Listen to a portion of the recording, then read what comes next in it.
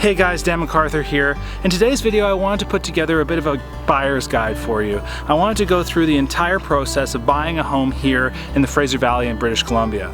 Buying a home is an incredibly exciting process, but there are a lot of moving parts, and I wanted to take you through them all.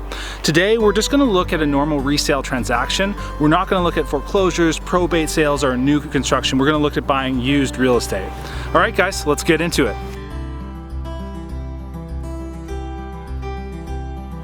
Buying a home should be a fun, transformative process, but if you aren't truly ready, it can become extremely frustrating very quickly. I think there are 5 major questions that you should ask yourself before you even begin the search. Number 1, are you truly financially ready for this? Are you managing your student loan payments, your car payments, your rent? Are you ready to take this on? Number 2, do you have the required savings? Generally, the minimum you can put down is 5% for an insured mortgage, and if you don't want to pay default insurance, it's 20%. So just be mindful of that and make sure your savings are there. Number 3, are you and your partner on the same page? Again, buying a home is a huge financial commitment. If you guys aren't together in this, it's going to be very frustrating very quickly. Number 4, do you feel happy in your career, or do you want the flexibility to completely start over? Buying a home is going to lock you into an area and a payment for a long time. Be mindful of this if you're feeling like you want to switch gears completely in your life. And then number 5, the obvious one, are you ready to commit to the biggest financial investment of your life? If you're happy with all the answers to these questions, I would engage a mortgage professional. I would talk to one mortgage broker as well as an RBC mortgage specialist. Mortgage brokers can't sell RBC mortgages, so I think it's a nice balance to see what the market will give you from a mortgage broker from a bunch of different institutions, as well as see what RBC has to offer. In addition to getting a pre-qualification from a couple lenders, I think it's also important to be mindful of the additional closing costs that you'll have to pay when you do end up purchasing a property. The biggest one is property transfer tax. That's 1% on the first $200,000, 2% on the balance. So on a $500,000 purchase, it works out to be about $8,000. Another one is conveyance. To engage a lawyer or notary to help you through the conveyance process is anywhere between $800 and $1,300. Now that you have a number in place and you have a sense of what you can finance, it's important to figure out what you want out of this. Do you want to be close to work in an urban environment, or do you want to be out in the country? It's very simple here in the Lower Mainland in that the farther you move from Vancouver, generally the cheaper it gets. A house in Chilliwack costs less than a house in Abbotsford. A house in Abbotsford costs less than a house in Langley. So we got to figure out what you want and what you're willing to sacrifice to get to a bigger home. Also be important here to do some family planning. Do you want to start a family? Do you already have a family? What are your goals there? Do you want to have a dog? These are all questions you need to answer because this is a decision you're going to have to live with for a while, a lot longer than just renting a place. Now is the time to reach out to me. We'll set up a meeting, we'll go through the process in more detail, set up a search for you, and make time to start looking at homes. Looking at homes should be a fun and joyful process. Sometimes it takes a while. Sometimes it takes 2 or 3 months to find that perfect home that you want to write an offer on. Sometimes it happens right away. We'll go look at 5 or 6 homes. My clients will fall in love with one and we'll write an offer, get it accepted, and this is great. One thing to be mindful of before we actually go out there and open doors is, figure out what you really want, what you really can't work with, and what you really have to have. Like if you have to have 3 bedrooms and 2 bathrooms, okay, we're only gonna look at homes like that. If you absolutely hate ranch homes, then obviously we're not gonna look at any ranch homes, even if they're in the area that you wanna look at. Do you have the skills to renovate a property or are willing to go through that process? Or do you want that perfect turnkey home? These are all things to be mindful of as we start this process. Okay, we did it. We looked at a bunch of properties and now we found one that you want to write an offer on. Part of my job here is to help you write an offer that protects your interest. So the first thing we're obviously going to look at is price. We're going to look at all the comparable properties that have sold in the area over the last 6 months or year, or depending how active that area is. We're going to look at the stats, see who's favored in the market that you're buying into, whether it's a buyer's market or a seller's market. But price isn't the only thing. We're also going to include a deposit. We're going to decide how much we're going to include with the deposit. Then we're also going to write terms and conditions that help protect you throughout the subject removal period. And we'll also define the time for the subject removal period. Generally anywhere between 10 days and 2 weeks, depending on how fast the market is.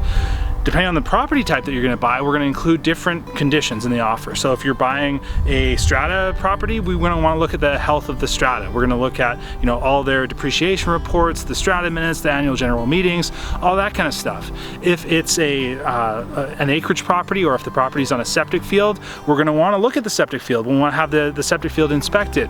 If the water's in a well and not on city water, well, we're going to have to do a water potability study. So how the offer is structured really depends on what kind of property you're buying, and I'll obviously help you through that process. Once we present the offer, likely we're going to go back and forth with the seller's agent and the sellers themselves on price, deposit, and terms and conditions. We'll also likely negotiate on dates. Your dates might not line up specifically with their dates. So there's a whole myriad of moving parts here that we need to hammer out before you have an accepted offer, and we're in the subject removal period when you get to go through everything and do your due diligence. Now we're in our subject removal period. The top 5 subjects that I include in all my offers are as follows. Number 1 is financing. While you may be pre-approved, the bank is still going to want to vet the deal, so we'll have to get them the contract and all other pertinent documentation for them to review. Number 2 is reviewing the property disclosure statement. Chances are, if the seller is living in the property, they filled out a pretty extensive property disclosure statement. This will bring us insight into a bunch of different systems and how they work in the house, a whole myriad of things. It's a very valuable document to review. And once we accept the property disclosure statement, it will form part of the contract of purchase and sale. Number 3 is a report from a licensed home inspector. They'll go through every system of the house inside and out and give you a real good sense of what systems are performing well and what things need to be addressed now or potentially in the future. A home inspection can be invaluable, and they're an incredible tool if there's big problems and we need to open up negotiations again. What's valuable about a home inspector is that they're a third party. While your uncle or your dad may have built houses, I know my dad had built houses, having that third party go through and provide an unbiased report can be tremendously valuable in the negotiation if, again, you need to reopen negotiations. Number 4 is a title search review. We want to make sure that the person that we're contracting with is actually the one that owns the property and has authority to sell it. We also want to see if there's any charges on title that is going to affect your enjoyment of the property, as well as look at easements and covenants that are on title. If there are a lot of moving parts in the title, I'll often engage an outside law firm called Terra Firma to review the title for us and give us a legal opinion on every charge on title. Number 5 is insurance. You want to make sure that you have a quote for insurance before the completion day. If the home is strata title, there's a couple other things that we'll need to look at as well that will be included in the subjects. One being the strata's insurance policy. While you may be able to get a quote for your contents insurance in a strata lot, we got to make sure that the common property is also insurable. Many of you know that there was a global insurance crisis, so getting strata insurance can become problematic. We want to make sure that they have a policy in place for at least 1 year from when you take possession.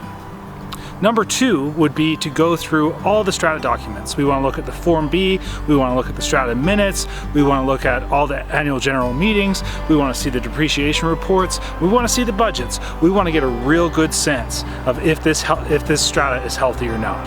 If you're purchasing an acreage property, there are a few other conditions we'll want to put on our offer as well. Generally, acreage properties work from septic fields over city sewer. Septic fields come with their own host of challenges. We want to see how that septic field was serviced over the years, so we may ask for service records of it. We may want to see a map of the septic field from Fraser Health. We may even engage our own septic inspector to open everything up and have a look and make sure the system's sound. A lot of acreage properties are on wells. If that is the case, we'll need to get a water potability study done. We want to make sure that all the levels are good in the water and you have good, clean drinking water.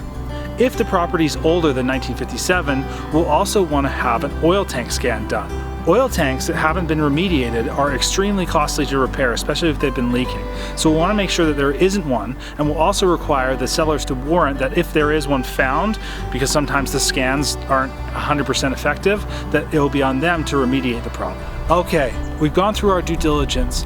We've gone through every single subject that we had listed on the contract of purchase and sale, and we're happy with all of them. We're ready to remove conditions and make this a firm deal.